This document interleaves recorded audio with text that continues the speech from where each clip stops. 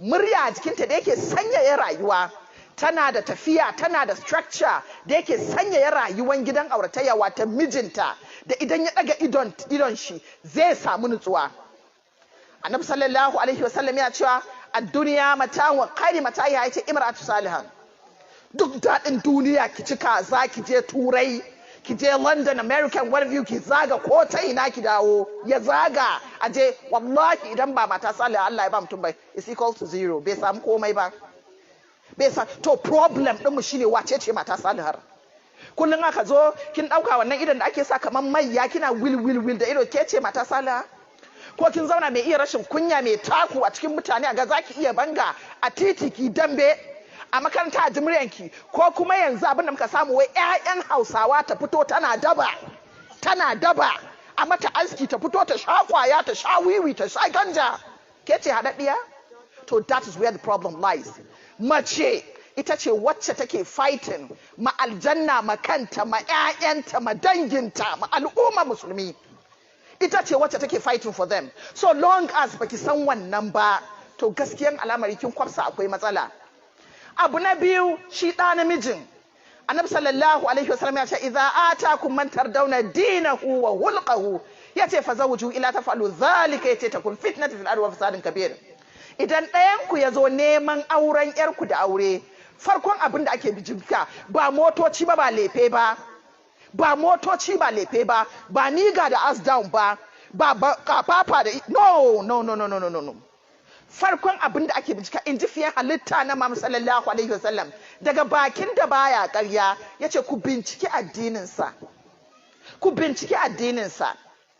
Bayan nan yace ku binciki ɗabi'unsa, ya yake, yana shan taba a titi, ana ganin shi da mata kafafa a titi yana kama su, yana zuwa jiyo yayi sata anan, ya jiyo yayi kaza, an taba samun shi da labarin luwaɗi ko zina, an taba. You find out what kind of person is. Saboda haka aure, it is very important. Ayi bincike wane ne shi kafin aure shi. Bayan nan, you must have, yana da sana'a da zai iya ciyar da ke halal, ya shayar da ke halal, ya miki sura nasa. Because idan ba shi da sana'an da zai ciyar da ke halal, ya shayar da ke halal, ya miki sura nasa, ki san ƴaƴan da zaki haifar, kuma bala'i ne, masifa ne a ciyar da su da haram. Bala'i ne da masifa. Annabi sallallahu alaihi wasallam shi idan ba sai kuma ki zuwa parents ɗinsa, iyayensa yana mutunta su, yana mutunta matansa idan yana da aure, society ya yake treating din society, wannan duka sai an bincika a cikin shi an duba. Annabi sallallahu alaihi wasallam ya ce idan ba ku yi aure akan wannan rukunai guda biyu ba, za ku ja cuta babba da fasadi a doron ƙasa. Abin da yake faruwa yanzu kenan, kin yi aure baki san kanki ba, yayi aure bai san kansa ba, shauƙi na soyayyan ƙarya yana ɗiba, sai ki ji ya hana ki bacci da daddare. Addinin ba wai sai yana da izu 60 ba, akwai mai izu 60 zaki san addini daban, ilimi daban. Akwai mai ilimi bashi da addini, akwai mai addini bashi da ilimi sosai. That's true. Mai addini shine mai bin Allah da bin sunna ma'aiki Rasulullahi sallallahu alaihi wasallam. Duk majalisin ilimi zaki ga zai je ya dauka no mata all the, ba za ki gan shi da saba ubangiji kokarin kare hakkin Allah da bin sunna ma'aiki Rasulullahi sallallahu alaihi wasallam. Ke kuma kin ce kina son niga. The moment bai iya ba, I love you, I cannot live without you, you're the only mosquito in my life, you're my life, you're my world, you're my this, you're my blood. So long as ba zai iya faɗan wannan ba, sai ki ji kawai ba kya jin daɗi. Kin fi so ya zo, hey, na yi sabon saurayi. In gaya miki yayi kaza duk shirme ne ƙarya, sai ya ji ya ɗauki takarda ya kalla novels, ya zauna a series, ya ɗebo ƙarya ka miki, ke kuma ba dabara ba wa, because ba a koya mana wannan knowledge ɗin ba. Ba mu da wannan ilimin, wannan shine matsalar mu.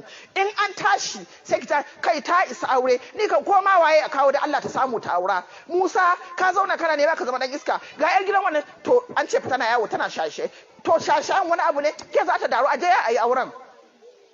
Musa da ita da su aihu ana so, kuma an ce su je su kowane irin auren, kowa kawai sai a ce an yi ba da kai da Allah a rurrufa. Yanzu har binciken ma ba a son yi, in an fara sai kada Allah wannan bincike sai an ma bincika ne, kada Allah ba su kaza. An ji labari wanda aka ce ai bincike a musulunci, an zo Annabi sallallahu alaihi wasallam da kansa ya ce ai bincike. Wata ba na manta, wata mata ta zo wurin Annabi sallallahu alaihi wasallam bazawara ce, ta ce sahabbai guda uku suna neman ta, sabai guda kusa ya hana ta auren ɗaya, yace talauci ya dame shi, yace ɗayan shi kuma yana da duka, yace mata ɗayan ta aure Usama ta ce Annabi sallallahu alaihi wasallam ya ce mata aure Usama. Idan da haka ne za ce sabai ba za same su da matsala ba, amma with that Annabi sai da ya tantance mata ga wanda ya kamata aura. An kawo an gaya ma babanki, an gaya ma mamanki, an faɗa gidanku, ke ma kin ji labari kina kokari yanzu ma sai ta kai baban kotu. Da ana auren biyayya, yanzu ana auren soyayya ba biyayya. Auren soyayya ake ba biyayya. Idan aka je yanzu by the time aka tashi aka je aka ce to yanzu za a an aurar da ke gashi abin da yake faruwa, sai ki ji kawai kin dauka ko kullun zai dinga ce miki the only mosquito in my net. Idan ba ke ba sai rijiya, wallahi rayuwar raina ba ke ba kaza. An yi aure minti daya ana gama mu'amalan auratayya, na rantsa da Allah shikenan shaukin ya sauka, drop ya dropping, to za a fara gaskiya keke da keke. A lokacin idon ki zai zaru sai ki gane ashe barawo ne. A lokacin zai gane ashe yana shaye-shaye. A lokacin gidan ki zai zaru ki ce ashe da ma ke ma ashe ke ni wallahi nayi da na sanin auren ki, kai ma nayi da na sanin auren ka, banda kaddara ke ma banda kaddara, sai ya fara kaddara sai kaddara ya kaddara aure sai ya kare.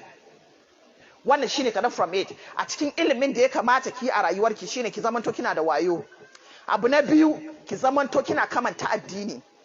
Addini wajen sanya sutura, addini wajen ibadan ubangiji, addini a maganarki, addini a mu'amalarki, da everything of your life. Idan kika yi wannan to shine kin samu ilimi. Ki zamanto mai tausayi, ki zamanto mai sanin ya kamata, ki zamanto ambasadan gidanku, ambasadan ƴaƴanki, ambasadan society. Yanzu dukkan mun nan da muka taru a nan yau wannan lecture din ya zama mana amana. Dukkan mu da muke zaune a nan yau da ni da nake faɗa, da malamai da suke gefe na, da ku ɗalibai, da malamai da suke, dukkan mu ya zama mana amana yau. Idan har muka je ba mu ɗabbaka ba to taruwan mu ya zama zero, taruwan mu bai mana amfani ba. Ya kamata a Yakubu Wanka, a Dawaki, a san tabbas Juwairiya ta zo, tabbas a ga Juwairiya ta zo. Gobe in aka ce mun in zo Dawaki da gudu zan zo in ce tabbas na ga canji, alhamdulillah. Sai muka ana ta auren yan mata, da wancan ana kaza ta canza, a gidan auren ma an canza, an yi kaza, an samu daban-daban. Sannan abu na biyu shine rashin ɗaukan auren a matsayinta na ibada. Ba mu ɗauki aure ibada ba, gani muke a'a aure ba, kuma duk abin da aka ce ibada to Allah sai ya jarabce ka akan ibada. Wallahi ba iyawanki ba, ba iyawanka ba, ba kai malami ba, ba kai mahaddacin Qur'ani ba, ba kai shuru ba, ba ke wannan hafizan ba, a'a ba ke wannan kyakkyawan ba, ba mai iya girki ba. In Allah ya ga dama wannan girkin naki da iyawan shine jarabawanki. So long as baki dauki wannan aure a matsayin ibada ba, to you're in trouble. Dole kuma ki san jarabawan ubangiji, dole ka san jarabawan ubangiji, ba sai ka zaba ba, a'a jarabawan ubangiji yana zuwa ne ta inda Allah ya tsara shi. Allah subhanahu wataala kuma zai jarabce ka ne ta yadda ya gace sa. Kullum in zamu yi addu'a sai mu ce Allah ya jarabce mu da abin da zamu iya, Allah kar ya jarabce da abin da ba zamu iya ba. Domin jarabawa nobody knows about it. Wani lokacin zaki zo auren uwar mijinki ne jarabawanki, wata kishiya ce jarabawanta, wata ƴaƴan miji ne jarabawanta, wata makota ne jarabawanta. Saboda sanin jarabawan makoci, shi yasa Annabi sallallahu alaihi wasallam ya ce makoci kafin gida.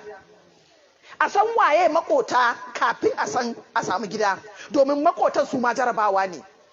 That's Joseph. So long as ba mu san wannan ba, shi ma matsala ce. Kin tashi da safe ibada is out of pleasure. Wani hadisi yana cewa tsakanin ɗakin ki, bedroom ɗinki da kitchen ɗinki da kusan aljanna ne. Ba mu ɗauke shi aljanna ba, ba mu ɗauke shi a matsayin ibada ba. Shi yasa yau muka wayi gari matan Hausa Fulani, matan Musulmai, mu fito muna buɗe baki cewa har ana yi waya a tambaye malamanmu, ana ce musu wai ina ne aka rubuta a hadisi ko a aya wai mata su girki. Macen da ta san aure ibada ne za ta yi wannan? Ta tambaya fa ta buɗe baki with God, banda ɗaukan boko da mahimmanci ba da kaucewa Allah fiye halitta hanyar Allah da fin sunna ma'aiki Rasulullah, har zaki faɗa wannan? Ke kin san Allah? Mu duba mu gani. Annabi sallallahu alaihi wasallam wata ran ya fito yaki da Sayyidina Ali. Sayyidina Ali yana zuwa, mun san Sayyidina Ali shine mijin Nana Fadima, yar fiye halitta na Muhammad sallallahu, wacce ita ne cikin iko Allah shugaban matan aljanna. Mu duba first class candidate din Allah, wanda aka yi sammai da kasai domin sa. Duk suna duniya suka san su yan aljanna ne. First class candidate din Allah. Ke waye miki alƙawarin aljanna? Ni waye miki alƙawarin aljanna? Muna lalube a cikin haske amma shiriri ta mu yafi na kowa. ya dawo sai sayyidina Ali ya ce mata ki je ki ce wa annabi sallallahu alaihi wasallam naga hannunki ya lalace saboda aikin gida, ki je ki ce wa annabi sallallahu alaihi wasallam mun dawo da captives, an dawo da bayi, a je a baki ta taya ki aiki. Ta je ta samu annabi sallallahu alaihi wasallam sai ya ce ta koma gida, yana zuwa ya je raba tsakaninta da sayyidina Ali, ya zauna a tsakaninsu sallallahu alaihi wasallam, ya ce mata ki rika subhanallahi, ashe ba zan gaya miki abin da zai fi yar aiki ba, ya ce ki rinka subhanallah walhamdulillah wala ilaha illallah wallahu akbar, ya fi a kawo miki wannan. So idan har da za a ba mu wata yar aiki a taimake, ina ga dai na Fatima ita za a bawa. Annabi sallallahu alaihi cewa aka yi ya taya matansa aiki, da aikin ba na mata bane, ai za a ce yayi aikin, ya taya matansa aiki aka ce. So akwai pleasure a wurin ki dafa wa mijinki abinci, ya zo ya ce kai matata ta iya girki, ki yi kwalliya ki fito, ya juya ya kalle ki, ya ce kawai kin fi matan duniya idonsa, ya buga nan ya buga nan ya ce ai wannan sai mata, ba shi da tari sai matarsa, ya buga nan ya ce matarsa, that is the woman, an kira ki mata. A matsayin ki na ya mace dole ki zama homemaker, ba fa housewife ba. Ya kamata mu san akwai bambanci da matar aure ordinary da housemaker. Housemaker ita ce wanda idan mijinta yau ya zo yana bukatan ta ganin idansa kawai ta sani. Housemaker ita ce idan ba shi da lafiya za ta yi tracing. Housemaker ita ce za ta rufa masa asiri. Housemaker ita ce wanda danginsa suke alfahari da ita. Housemaker ita ce duk lokacin da ya ce za ta fita tana da wayo, tana da dabaru, ta san me take yi. Ataf wannan wata rana ina kwata wata mata ta zauna, shi sa nake ce kullun ki san kanki. A auren ma dole ki san me mijinki ya fi so a jikinki, dole kawai ki sani. Idan baki sani ba yin trouble, tafiya wannan ki dinga bazar, ai idan mijinki na binki a baya, steps ɗinki da takunki daban ne bayar Allah. That you must know. Dole kina da tsari, in baki da tsari you are in trouble. Wata mata na sani ba na mantawa, mijinta ya sake ta, wallahi ya saki, sakin aure ba daɗi. Kun ga masu wayo, miji goma uba goma ne, sai ka ce an haife da kai, kuma ƙarya ne fa, kina fita ki fara bin bokai da yan tsubu kina Allah laki da, wallahi ƙarya ne, mutuwan aure masifa ce, sai ya zama dole. That we must know, because mace halla aka Allah yi ta a ƙarƙashin ɗa namiji za ta rayu. It is important for us to know that. So long as ba mu san wannan, we are in trouble. Yadda yake mai wayo ce mai dabara, da ya sake ta rasa yadda za ta yi, ta zauna daga safiyar yamma ba ta tafi ba. Ta san a jikinta yana son nonuwanta sosai. Ta tafi can, ta ga ya kusa dawa, sai ta je ta cire mosquito net. Kusa mosquito net ko? In gidan sauro ko? Ta cire gidan sauro, sai ta yi riga da shi, ta ɗaura gefe, ta daidaici can, yana zuwa tukunna, sai ta fara fitowa da kayanta, tana in ta zo gaban shi sai ta juya sai ta wuce. In ta zo gaban shi sai ta juya sai ta wuce. A'a, yaka, to me kike yi haka? Ta ce zaka, ya rage naka kuma. Me nake, ya rage naka fa, za ta juya ne ta yi da style tukunna. Ya ce za a yi ta amma dai. To ina za ki je ne? Kike fitar da kaya? Ina za ki je da kaya? Sai ta ce inda ka ce in tafi mar, ba ka sake ni ba. Ya ce in dai aure na hannuna ne, na mai da ke. An ci riba ko ba a ci ba? Wannan da ta yi fada da mijinta, ta gaya ne, sai ta tattaro kayan, sai ta fito da shi kofar gida, sai ta ajiye. Mai gadin su yana nan, ta ga bai bi ta ba, yana ta karanta newspaper, bai ce komai ba, ta yi kukan bai dauka ba. Da ta fito sai ta ce mai gadi, ta ce masa bari dan je unguwa ga akwati na ka dan ajiye mun na zuwa. Da ta fita unguwa can da ya mata, ya ce kin da, ta ce na dawo, aure mutuka raba, na dawo. Ta je kayanta, ke ko kina Allah auren mutu, kuma ƙarya ne. Ki je gidan ku daki daya, babanki na fama ya gama da duniya lafiya, you don't respect him, ki je ki hada mishi tension, ki kai shi lahira bai shirya ba. Kuma ki ce wannan maza, muna auren maza da ba su san meye aure ba. Idan kina nema ki san mazan mu da ba su san meye aure ba, come to them. Muna magana ne me yake kashe aure. Haka ne zaki auren dan mijin da zai gaya miki kullu ya hana ki barci da daddare, ya tada ke, ya ce miki kaza a cikin duk sunnonin Annabi sallallahu alaihi, wanda namiji ya fi so shine aure, amma kuma baya koyi da Annabi sallallahu alaihi wasallam. Shine aure. Namijin da za a ce miki kin dafa abinci, ya ce miki ya gode, ya ce miki ya gode, ba zai faɗa ba, ba zai taba ce miki ya gode ba. Namijin da zai zo ya ce Allah ya miki albarka, ba zai ce Allah ya miki albarka ba. Ya ce miki ki tashi ki addini, ba zai faɗa ba. Idan kika gan shi yayi kwalliya, ya sanya turare, ya kafa hula, to wallahi ba wurin ki zai je ba, zai je wurin wata ne a waje. Idan ya dawo gida wurin ki, zai dauko jallabiya ne zai maka. Idan ya baka jallabiya, sai ki ga yana kafafa, barin duniyar nan na yanzu, sai ki ga yana chatting, yana wuri da ido, yana muzurai da ido. Idan ya fara haka, ke kuma ba koma daki zaki ki dinga kuka ba, wallahi akwai jarabawa rayuwa wanda tactics ne, courses ne iri-iri dole mu koya wa mata. A matsayin Annabi sallallahu alaihi wasallam yayi amfani da turare, yace yana son turare, yana son mata, so dole mata mu sani son mata da maza suke sunna ne na maza. Namiji ko mahaukaci ne, this you should know, mahaukaci kun ga dai zai ci abinci mummuna, zai fara ya kwarkwata a jikin shi yana wari, amma wallahi mace na gilmawa zai daga ido ya kalle ta ya san mace ce. Wannan aikin baya batawa. So idan baki yarda da wannan bayan trouble, amma problem din shine ki san kanki. Idan zai aura miki mata hudu, fight for yourself. Kar ki tsaya baki da leke a kofa. Wani lokacin Allah ya sa mana cikin masu rai, zan zo muku rabe-raben kishi guda bakwai out of it. Muna ganewa? Tunda na kama yan dawaki suna da yawa. Kuna ganewa? Now idan namijinki aka same shi irin wannan, me zaki ba tara turare 10 zaki ko 20 ba, no. Ki nema turare guda ɗaya wanda mijinki ya fi son turare, ba yana chatting ba? Kullu yau min shasa ne amfani da ki zamanto mai ibada. Ya Allah ki tafi shi dare, yi sallah raka'a 2, kaskantar da kanki zuwa ga Allah, yi istighfari, hailala, salatin annabi, ki san shine kadai ubangiji muqallabul qulub, mai canza zukata, mai juya zuwa zukatan mutane. Ga ya masa shi ya halarci soyayya, ubangiji rama, ubangiji shi kadai ya jarabce ki, kuma kin yi imani shine ubangijin ki da ya jarabce ki. Ki sallah, ki gaya wa Allah, Allah na roƙe ka duk abin da zan yi don jawo hankalin mijina kaina, Allah ka taya ni, Allah ka dafa mun. Me zaki sai ki je ki ɗauko wannan turaren da kika fi sa, ɗan kayan ki dan sa, kin dan sha, yana hada chatin. Sai ki danno da ɗan tea ɗinki kaɗan, ko kin yi ɗan donut ɗinki ko ɗan gullisuwa to entertain him. Wallahi addu'an da kika yi Allah yana ji. Sai ki zo, barka dai da yamma, kana ta chatin ne, Allah ya taimaka kaza kaza. Sai ki ga ya fara cewa wallahi turaren na ɗiban sa. Ni Juwairiya, I have tried turare, polisin turare works. Problem ni shine idan kika san turaren da mijinki yake so kin gama. Kar ki daina sa turare anyhow, ki ɗebo wannan turaren barkisa, ki ɗebo wannan turaren, ki dinga yi. In kika yi haka, ki finding out daga turaren wanne ne turaren da mijinki ya fi so, a wannan zaki yi ba ki gane. Mun gane wannan? Kyauta yana da cikin abin da yake ƙara miki daraja both side, na namiji da ya mace. Yau mun yi auren da mazanmu suna so su ga mu fes-fes, sai an fita an yi wa'azi, sai ki ga yana zagin matansa, yana daga ido, yana ta kafafa, yana, amma wallahi ba zai iya siya mata powder ba, jan baki ba zai iya siya mata ba, ba zai taba iyawa ba, amma zai siya ma wata a waje, ya dauka ya je ya bata, ya siya mata a waje, amma matar shi ta sunna ba zai siya ba, kuma yana son ta yi kwalliyan. At the end of the day, sai a zo ana yin abubuwa da zai zo ya zame mu mutane damuwa. Muna ganewa? So a matsayin sa da damin, sometimes ana kin ga wannan sana'a ana yin sa ne don ka sustaining kanka, taimake kanka a rayuwa.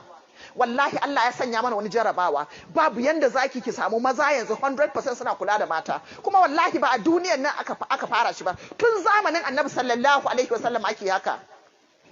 Kina gani kamar ba za ki yi amfani da kuɗin ki taimake mijinki ba? Mu je gidan Annabi sallallahu alaihi wasallam. Nana Khadija Allah ya kara mata yadda, qualities ɗinta Annabi sallallahu alaihi wasallam ya kirga.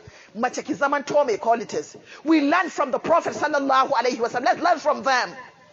Qualities ake dubawa. Na farko, business ne ya hada Annabi sallallahu alaihi wasallam da Nana Khadija Allah ya kara mata yadda. Business ne ya hada su. Ta duba ta ga yana da amana, yana da gaskiya, yana da wai, ta dinga jerawa. Ta tura kawarta aka nemo, aka ce yana son ta. She used her money. Ba shi da kuɗin da zai iya aure because multimillionaire ce. He married her. Kuɗin ta yi amfani da shi. Kuɗinta ta yi amfani da shi wajen musulunci, wajen tara mutuncinta da waye. She used the money.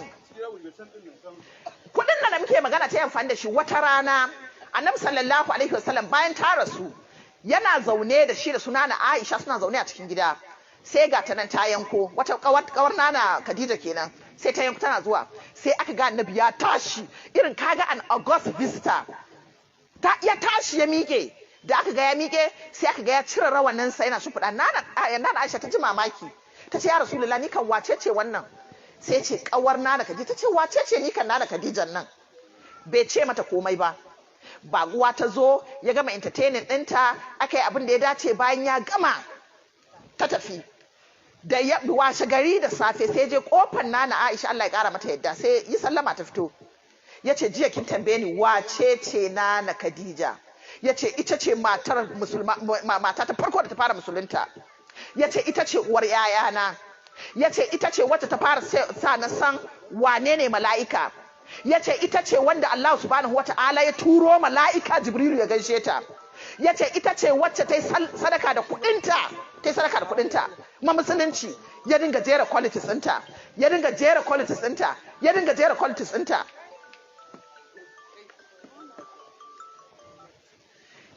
qualities ɗinta.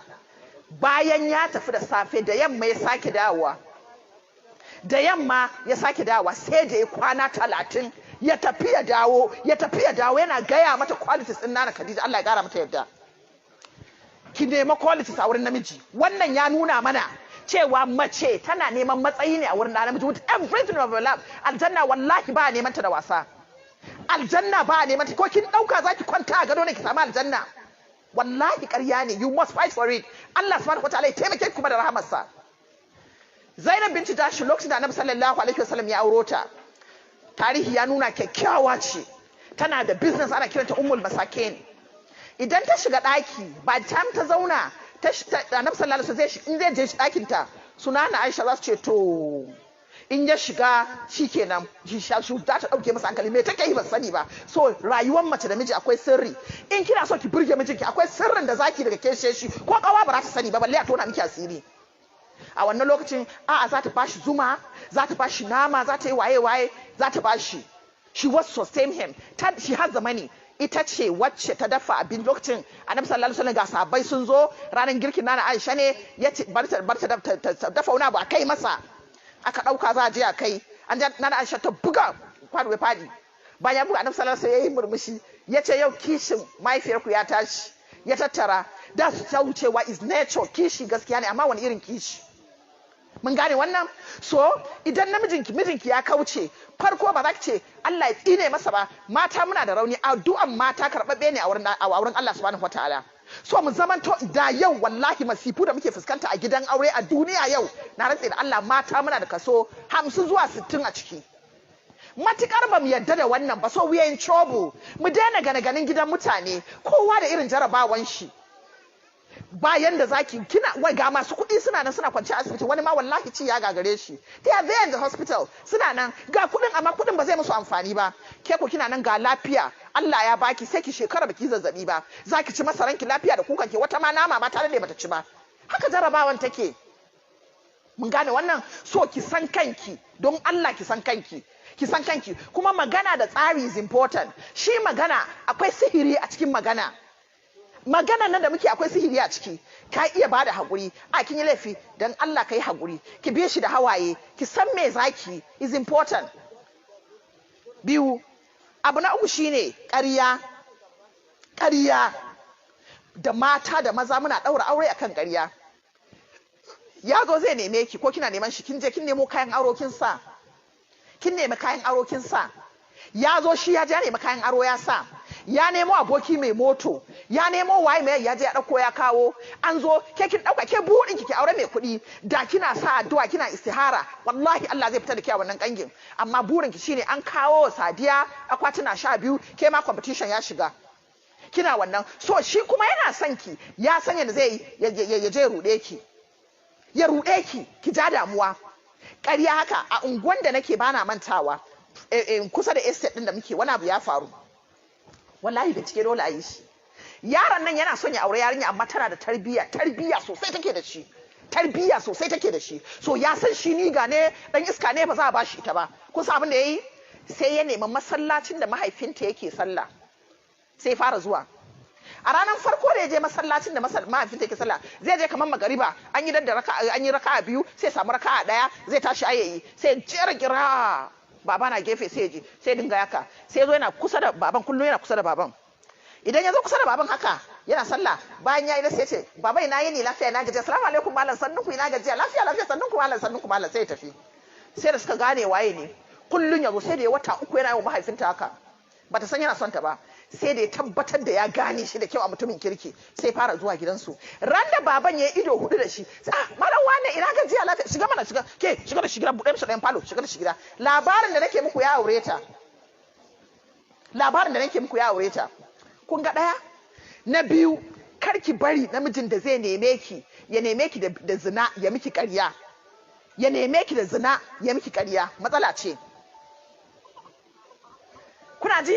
Kar ki bari ya neme ki da zina ya dawo ya ce ya gwada ki da zina. Duk namijin da ya kuskure ya gwada ki da zina, wallahi tallahi in shi kadai ne a doron kasa ki rabu da shi. Ya gwada kanshi mazinaci ne, because zina wani abu ne mai kunya da mutum ba zai iya furci da shi ba wallahi. Zina abu ne na tir that he cannot try you. Ke da kike zama ki zama uwar al'umma, ake so a yi alfahari da ke, yaushe a rayuwa za ki zauna ki ɓata rayuwanki ya zo ya cuce ki. Wallahi kar ki gwada wannan, kar ki kuskura ki yadda da wannan. Amma yau zai je biya sadaki a gidanku, dama tuni ba fa auren ki yake son yi ba. Zai je kai sadaki gidanku, idan ya kai shine ƙaryan da yake yi din kenan. Ƙaryan kenan, ya zo miki ƙarya ya ce wallahi you are the most beautiful, ya fara ka you are so beautiful, ya taba ki a fuska, akwai matsala. Ga wani abu ya hau miki kan riga, akwai matsala. Ha, juya bayan gani, ke kuma ki juya, akwai matsala. Wannan barin gaya muku a Katsina, ba da mantawa a Katsina, ya zo gidansu yarinya ya neme ta da zina, ta masa kaca-kaca. Da ya koma sai ya buɗe baki sai ya ce a gida, bayan ya koma sai ya ce ai abin da ya sa ya zo da bai ɗauko wani ya zo ya ce wallahi yayi ne ya gwada ta, don an gaya masa ta tarbiyya, to yayi ne dama ya gwada ta. Ɗauka gaskiya ne, ya yi amfani da harshe ya ruɗe ta. Shi yasa na ce duk wanda ya gwada ki da zina don go zaya, wayo ne kawai da dabara, amma halinsa ne. Domin wallahi abin kunya ne mutum ya buɗe bakinsa in dai yana da mutunci ya kamanta wani abin zina on you, in dai har neman Allah da annabi ne. Wannan mutumin bayan ya zo ya nemo aboki, aka zo in gaya miki yau ya zo ya yi kyauta, gobe ya zo ya yi kyauta, jibi ya neme ta for 1 month. 1 month aka zo aka yi aure, ya bada sadaki 250,000, ya bada akwatina guda 12. Ya ce wa baban kar yayi kaya, kar ya damu, za su je honeymoon. Ya dauke ta one of the best hotels, ya je suka zauna for 1 month. Bayan an gama, ranar da safe ta tashi sai yan hotel suka ce ya ajiye aika a karkashin filo. Ta daga filo sai ta ga check din 1 million, sai ta ga ya rubuta saki. Aka fi kun sa abin tsoro, ashe sunan shi na ƙarya ne, ba a ma san shi ba, shi duk wanda ya ɗebo su hayan su yayi. Kun ga da tarbiyyar ta da kuwa, so ke mai tarbiyyar ma baki tsira ba, wallahi baki tsira ba. Bayan yayi wannan, aka je 2 months later aka je asibiti aka duba, sai aka ga tana amai ciki. Baban lokacin da aka san ƙarya ke, aka fara neman shi, could you believe, duk sunan da ya bayar da anguwa ƙarya ne, aka neme shi aka rasa. Sai ranar cikin ikon Allah baban sai ga wani abokin shi da suka zo taron, sai ce ya sauka mota ya tare shi, sai ce wallahi malam hayan mu ya bani kuɗi kaza, ya ba mu wancan kaza, ya ce gashi. Aka fara nema, sai ce amma sunansa na gaskiya ga sunansa ga uwa. Kun sa abin tsoron, ana zuwa gidansa ashe matansa 4, saboda ya neme ta da zina, ta iya zina da ita, bari ya amfani da aure, ita ne da asara, ya gama abin da zai gama da ita ya kama hanya, ashe ya ma yi sallama da gidan shi, ya fi wata 2 ya tafi Turai. Aka je gidan, mun zo ne maganan Alhaji wane kaza da ya aure wacce kuma ya fito sai ga su yayi guda 4. So mun gane wannan, you'll have to shine your eyes. Shi yasa kullun nake gaya mana mata, dole ki bude ido, you'll have to shine your eyes, dole ki kawai ki bude ido. Idan har ba ki bude ido ba, to akwai matsala.